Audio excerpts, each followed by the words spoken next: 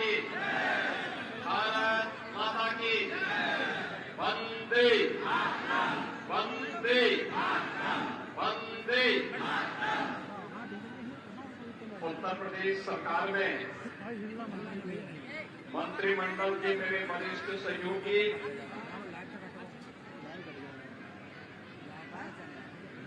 लोक निर्माण विभाग के मंत्री और पीलीभीत लोकसभा क्षेत्र से भारतीय जनता पार्टी के प्रत्याशी श्री जितिन प्रसाद जी, प्रदेश सरकार में ही मेरे मंत्रिमंडल के सहयोगी और इसी पीलीभीत से विधायक श्री संजय गंगवार जी, भारतीय जनता पार्टी के जिला के अध्यक्ष श्री संजीव प्रताप सिंह जी, भारतीय जनता पार्टी के प्रदेश के उपाध्यक्ष विधान परिषद सदस्य श्री संतोष सिंह जी, विधान परिषद सदस्य श्री रजनीकांत माहेश्वरी जी, उत्तर प्रदेश सरकार के पूर्व मंत्री और इस क्लस्टर के इंचार्ज श्री सुरेश राणा जी, माननीय सांसद राज्यसभा श्री मिथिलेश कुमार जी, माननीय विधान परिषद सदस्य सुनील गुप्ता जी, माननीय विधायकगण श्री बाबूराम पासवान जी, स्वामी प्रवक्तानंद जी, श्री विवेक वर्मा जी, पूर्व मंत्री डॉक्टर विनोद तिवारी जी, आज के इस हमारे जिला पंचायत के अध्यक्ष और अन्य हमारे पूर्व पदाधिकारीगण, पूर्व विधायकगण, चेयरमैन और अन्य ब्लॉक प्रमुखगण, भारी संख्या में आज के इस प्रबुद्ध सम्मेलन में उपस्थित पीलीभीत संसदीय क्षेत्र से जुड़े हुए सभी उपस्थित बहनों और भाइयों, मैं आज के इस पावन धरा पर जो उत्तर प्रदेश की एक सबसे उर्वरा भूमि में से एक है और आदि गंगा मां गोमती का जो उद्गम स्थल है, ऐसे पीलीभीत की इस पावन धरा को नमन करते हुए आप सभी प्रबुद्ध जनों का मैं हृदय से अभिनंदन करता हूं। पीलीभीत हमारे लिए इसलिए भी महत्वपूर्ण हो जाता है, एक और यहां पर अपने परिश्रम और पुरुषार्थ से तराई के इस क्षेत्र में यहां की उर्वरा भूमि में सोना उगलने का कार्य करने वाले हमारे अन्नदाता, और दूसरी तरफ यहां की बांसुरी की मधुर धुन के साथ कृष्ण कन्हैया का स्मरण कराने वाले यहां के हस्तशिल्पी, इन दोनों का एक अद्भुत संयोग पीलीभीत के लिए हमारे लिए बन जाता है। एक तरफ यहां टाइगर की हुंकार होती है और दूसरी तरफ बांसुरी की मधुर तान भी यहां सुनने को मिलती है, और इसीलिए जब पीलीभीत की बात आती है तो हम बार बार कहते हैं कि वहां के अन्नदाता किसानों के लिए भी, वहां के युवाओं के लिए भी और वहां के समग्र समाज के विकास के लिए जितना कुछ भी हो पाएगा वह सरकार करेगी, इसमें कोई कोताही नहीं होनी चाहिए। बहनों भाइयों, हमने बदलते हुए भारत को देखा है, हमारी पीढ़ी इसके लिए अपने आप को सौभाग्यशाली मानती है, क्योंकि आपने 2014 के पहले के भारत को भी देखा है और 2014 के बाद के भारत को भी। 2014 के पहले का वह भारत जहां अविश्वास था, जहां पे अराजकता थी, जहां पर देश के बारे में कोई सोच नहीं थी, पूरे देश के अंदर आम जनमानस के मन में सरकार के प्रति भी, सत्ता के प्रति भी और राजनीतिज्ञों के प्रति भी विश्वास नहीं रह गया था। वह एक भारत था। स्वाभाविक रूप से जब अपने देश के लोग सम्मान नहीं दे रहे हैं तो दुनिया के लोगों ने भी सम्मान देना बंद कर दिया था। एक वो भारत था जहां पर अन्नदाता किसान आत्महत्या कर रहा था, युवा पलायन कर रहा था, देश के अंदर कहीं उग्रवाद था, कहीं नक्सलवाद था, आपस में जातीय वैमनस्यता की खाई इतनी चौड़ी थी कि कोई व्यक्ति अपने आप को सुरक्षित नहीं महसूस करता था। और उत्तर प्रदेश के बारे में तो कहना ही क्या, यहां दंगा होता था। कभी सहारनपुर में सिख विरोधी दंगे हुए थे, कभी मुजफ्फरनगर में, कभी बरेली में, कभी बहेड़ी में, कभी मुरादाबाद में, कभी लखनऊ में। कोई कस्बा, कोई नगर, कोई जनपद नहीं बचा था जहां दंगे और कर्फ्यू की कहर लोगों ने न सहे की। यह उत्तर प्रदेश की पहचान थी। बेटियां सुरक्षित नहीं थी, व्यापारी सुरक्षित नहीं था, उद्यमी पलायन कर रहा था। ये 2014 के पहले के भारत और पहले के उत्तर प्रदेश की स्थिति थी। आज 2024 में जो हम हैं, दुनिया के अंदर भारत का सम्मान बढ़ा है। दुनिया के अंदर जो भारतीय रहता है आज बड़े गर्व से कहता है कि मैं भारत का निवासी हूं। लोग पूछते हैं कौन कहां से, तो लोग कहते हैं हम उस भारत के निवासी हैं जिसको दुनिया का सबसे लोकप्रिय राजनेता श्री नरेंद्र मोदी जिस देश को नेतृत्व दे रहे हैं। हर भारतवासी गौरव के साथ आज प्रधानमंत्री मोदी जी के नेतृत्व में दुनिया में सम्मान प्राप्त कर रहा है। तो सीमाएं हमारी सुरक्षित है, पूरी तरह सुरक्षित है। कश्मीर में आतंकवाद समाप्त, पूर्वोत्तर के राज्यों का उग्रवाद समाप्त, नक्सलवाद समाप्त। अब देश के अंदर सुरक्षा का एक बेहतर वातावरण है। अब अन्नदाता आत्महत्या नहीं करता है, अन्नदाता अब उत्कर्ष की चरमता की ओर पहुंचने के लिए तैयार है। नौजवान पलायन नहीं करता है। आज का नौजवान स्वयं का स्टार्टअप स्थापित करता है। आज कोई बेटी अपने आप को असुरक्षित महसूस नहीं करती है, बल्कि अब वह फाइटर पायलट बनकर के भारत की सुरक्षा का सिंगनाद करने के लिए अपने आप को तैयार करती है। बहनों और भाइयों, यह बदले हुए भारत की तस्वीर है। और उत्तर प्रदेश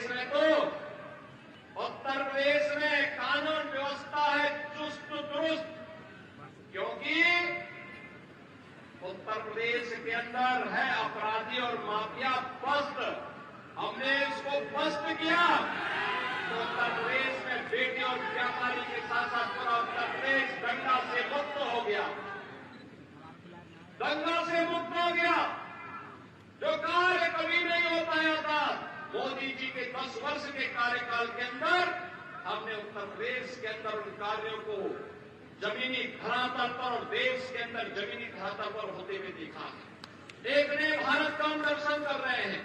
एक ऐसा भारत जिसमें सुरक्षा भी है तो समृद्धि भी है, जिसमें नौजवान के लिए आजीविका है तो आम जन की आस्था के लिए सम्मान भी है, जहां पर कर्फ्यू तो पूरी तरह बंद हुआ है, लेकिन कावड़ यात्रा धूमधाम से ले जाने की तैयारी भी चल रही है। बहनों और भाइयों, ये उत्तर प्रदेश और देश आज अपनी विरासत और विकास की एक नई यात्रा के साथ आगे बढ़ रहा है। याद रखना, विरासत को विस्मृत करके कोई देश एक लंबी यात्रा आगे तय नहीं कर सकता।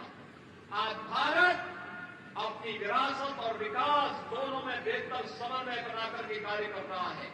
आज उसी का परिणाम है, हाईवे बन रहे हैं, रेलवे की बेहतर कनेक्टिविटी हो रही है, मेट्रो लाइन बिछाए जा रहे हैं, IIT, IIM, IIT, एम्स जैसे संस्थान बन रहे हैं। One district one medical college के लक्ष्य को प्राप्त किया जा रहा है। आपका पीलीभीत जनपद भी तो one district one medical college के कारण आज मेडिकल कॉलेज प्राप्त किया है। और भाइयों, पीलीभीत में मेडिकल कॉलेज हो, ये सपना था, लेकिन आज ये सपना साकार हुआ। मैं आपको बधाई देता हूं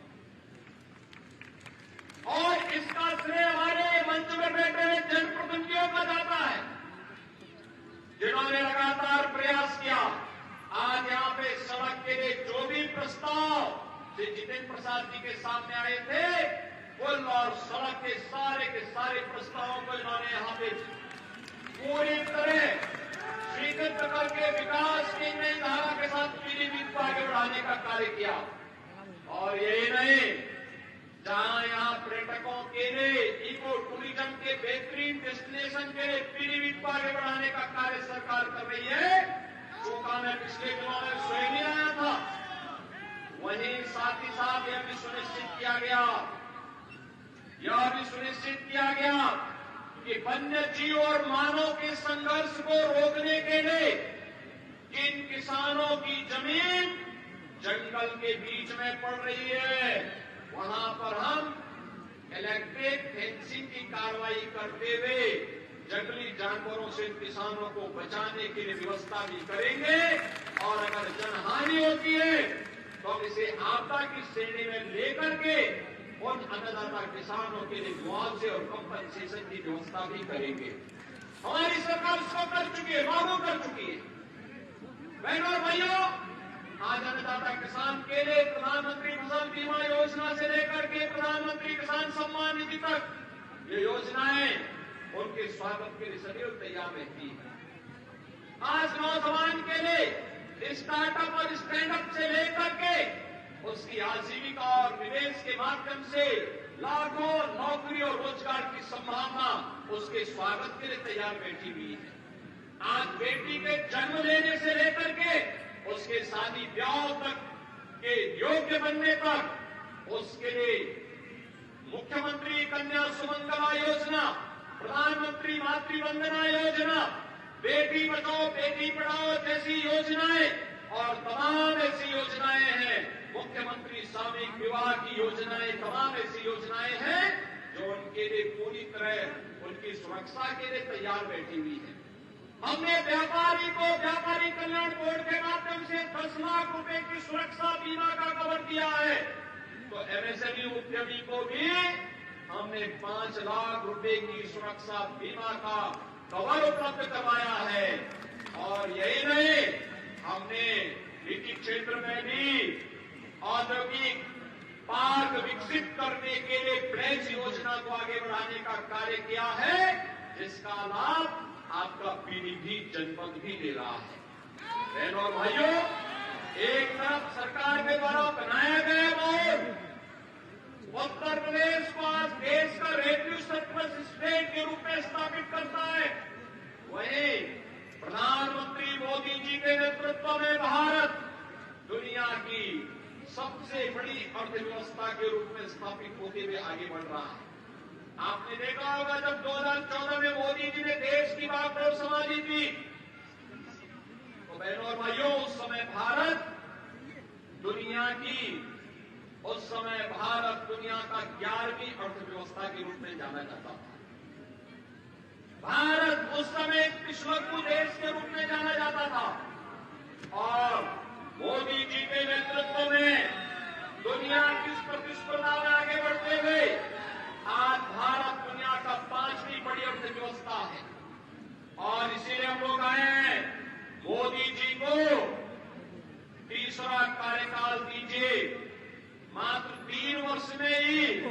भारत दुनिया की तीसरी बड़ी अर्थव्यवस्था के रूप में स्थापित होगा।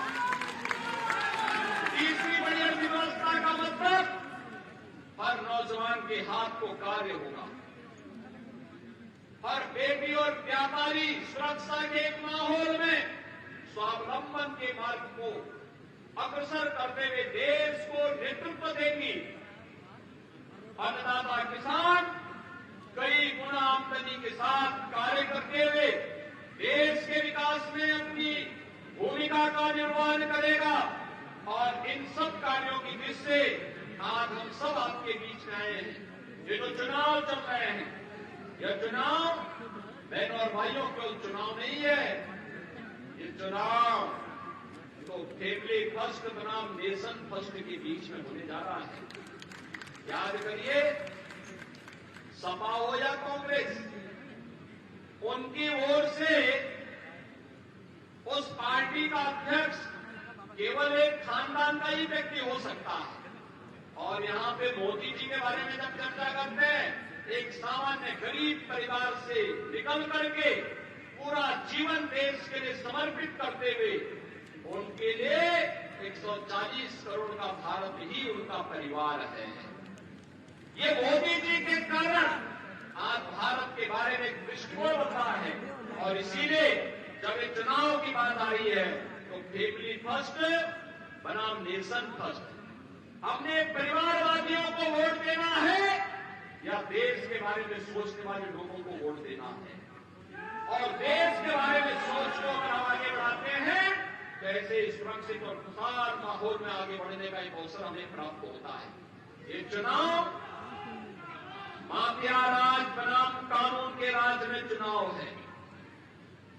सपा, कांग्रेस, बसपा के लोग आएंगे तो फिर माफिया राज भी साथ लेके आएंगे।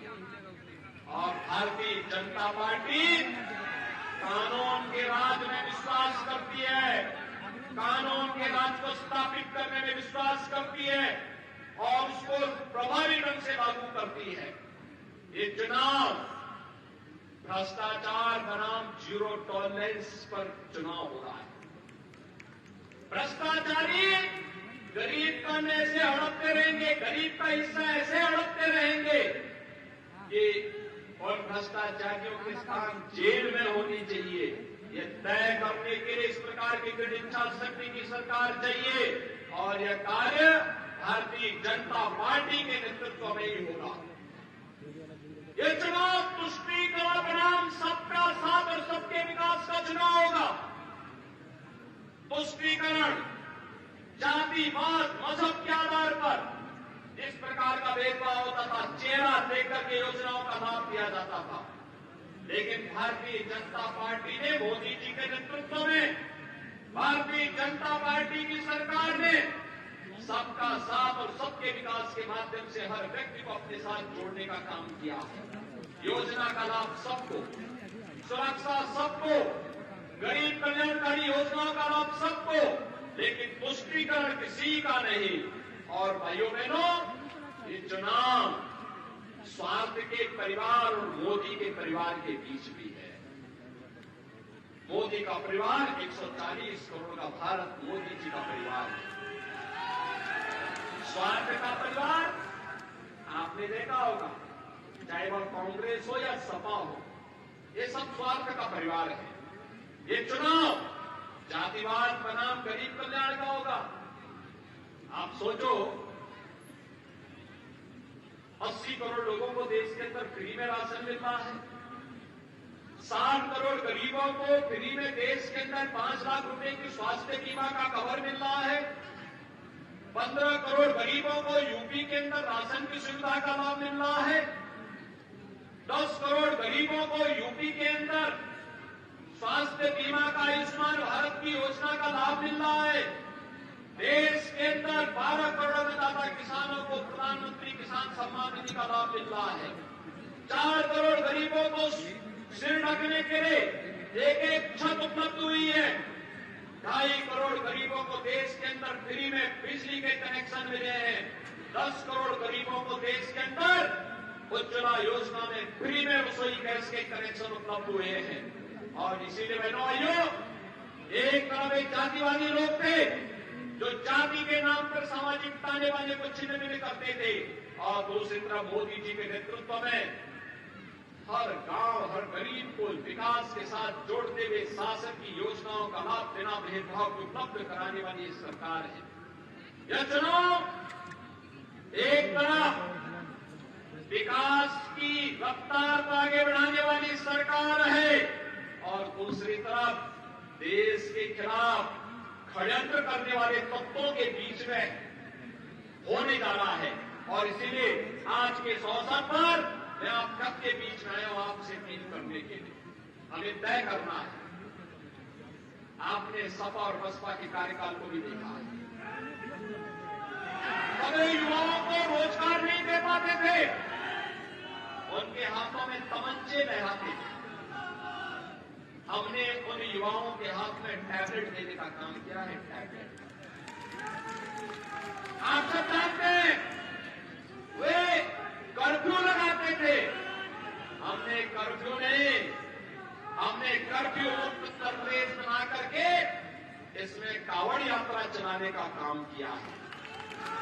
और इसलिए बहनों भाइयों, वे आस्था के साथ खिलवाड़ करते थे, अराजकता फैलाते थे। 500 वर्षों का इंतजार करते हुए अयोध्या में रामलला का भव्य मंदिर के निर्माण का कार्य मोदी जी के नेतृत्व में आज संपन्न हो चुका है। जो कार्य कभी नहीं हुआ, मोदी जी के नेतृत्व में भारत उन कार्यों को आगे बढ़ाते हुए तेजी के साथ दुनिया के अंदर एक नए स्थान को अग्रसर करते हुए आगे बढ़ रहा है। और आज इसीलिए हम सब आए हैं आपके पास कहने के लिए कि मोदी जी की गारंटी के कारण ये सब संभव हो पाया है। बहनों भाइयों, मोदी की गारंटी का मतलब देश के अंदर 12 करोड़ किसानों को प्रधानमंत्री किसान सम्मान निधि की सौगात। मोदी की गारंटी का मतलब देश के अंदर 4 करोड़ गरीबों को सिर ढकने के लिए प्रधानमंत्री आवास योजना का उपहार। मोदी की गारंटी का मतलब देश के अंदर 10 करोड़ गरीब महिलाओं के लिए प्रधानमंत्री उज्ज्वला योजना में रसोई गैस के कनेक्शन की सौगात। मोदी की गारंटी का मतलब 12 करोड़ गरीबों के घर में एक शौचालय की सौगात। मोदी की गारंटी का मतलब देश के अंदर 80 करोड़ गरीबों को फ्री में राशन का उपहार। मोदी की गारंटी का मतलब 60 करोड़ देशवासियों को फ्री में 5 लाख रुपए की स्वास्थ्य बीमा का कवर। और इसलिए हम सबको तय करना है, हमें इस देश के अंदर फिर से सुरक्षा देने वाली, देश को समृद्धि की नई ऊंचाई तक पहुंचाने वाली, देश के अंदर बिना भेदभाव के गरीब कल्याणकारी योजनाओं को सबका साथ और सबके विकास के भाव के साथ प्रभावी ढंग से लागू करने वाली ऐसे ही सरकार चाहिए। और इसलिए देश के अंदर आवाज आ रही है, एक ही आवाज है। बड़े फैसले कर रहे हैं इंतजार, फिर एक बार,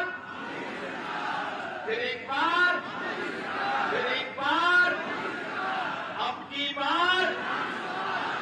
की बार। और इसलिए बहनों और भाइयों, मैं आप सभी प्रबुद्ध जनों के पास आया हूं।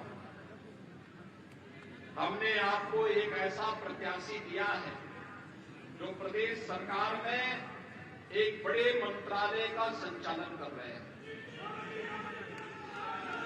जिनके पास विकास के कार्यक्रमों को आगे बढ़ाने का एक विजन है, जो सहज है, सरल है और पीलीभीत वासियों के लिए अपरिचित नहीं है। वे भी पीलीभीत के ही रहने वाले हैं,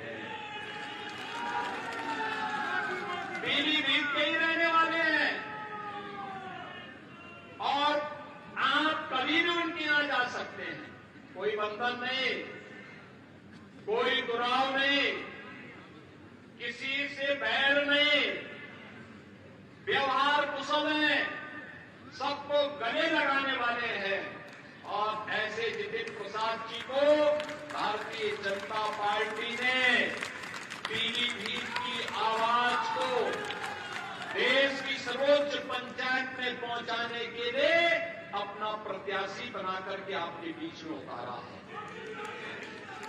बहनों और भाइयों, मैं आप सभी प्रबुद्धजनों से भेंट करने के लिए आया हूं। चुनाव के दौरान किसी प्रत्याशी के लिए ये संभव नहीं होता है कि वो गांव-गांव और घर-घर जा सके।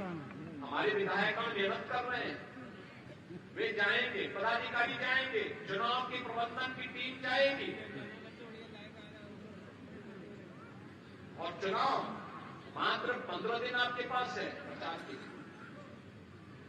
और मेरी आप सबसे अपील है, मैं प्रबुद्धजनों के साथ बातचीत करने के लिए इसलिए आया हूं क्योंकि अभी 9 तारीख को प्रधानमंत्री जी आएंगे, उस दिन भी मैं आऊंगा ही,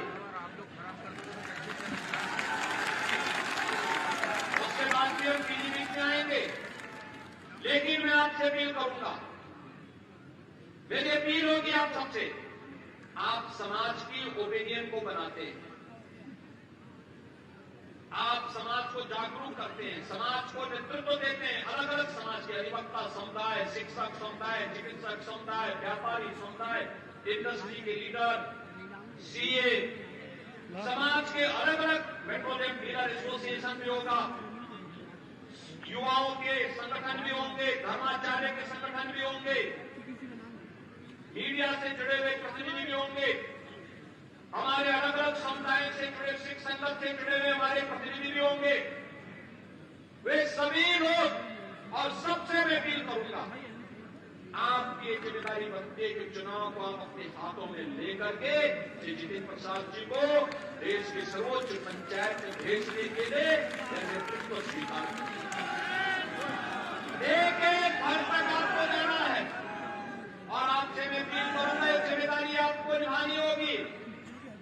इसलिए निभानी होगी क्योंकि इसके बाद तब 5 साल तक फिर आप उनको गांव-गांव में बढ़ा सकेंगे, गांव-गांव में जाएंगे, विकास की जिन योजनाओं को लेकर के विधायकों के साथ हमारे पास आएंगे और योजनाओं को जमीनी धरातल पर उतारने की जिम्मेदारी फिर हमारी होगी। और बहनों भाइयों, इसीलिए हम लोग आपके पास आए हैं आपसे कहने के लिए, ये ओपिनियन बनाने के लिए अभी से आप निकल पड़िए, जाति के आधार पर नहीं, पार्टी के आधार पर नहीं, किसी अन्य मत और मजहब के आधार पर नहीं, हमें तो राष्ट्रवाद और विकास के लिए, विरासत और विकास के बेहतर समन्वय को आगे बढ़ाने के लिए हमें पीलीभीत को उसका सही स्थान दिलाना है, जिसका वह अधिकारी बनता है, जिस पर उसका अधिकार बनना है। पीलीभीत को एक आदर्श जनपद और संसदीय क्षेत्र के रूप में आगे बढ़ाने के लिए जितेंद्र प्रसाद जी के लिए आप सभी अभी से प्राणपण से जुटेंगे, इस विश्वास के साथ मैं आप सभी प्रबुद्धजनों का हृदय से अभिनंदन करता हूं, भारतीय जनता पार्टी के कार्यकर्ताओं का भी हृदय से अभिनंदन करता हूं और विश्वास व्यक्त करता हूं कि 19 अप्रैल को जब मतदान होगा तो पीलीभीत एक तरफा दिखना चाहिए। यही अपील आप सबसे करते हुए मैं अपनी वाणी को देता हूं विराम। जय जय श्री राम।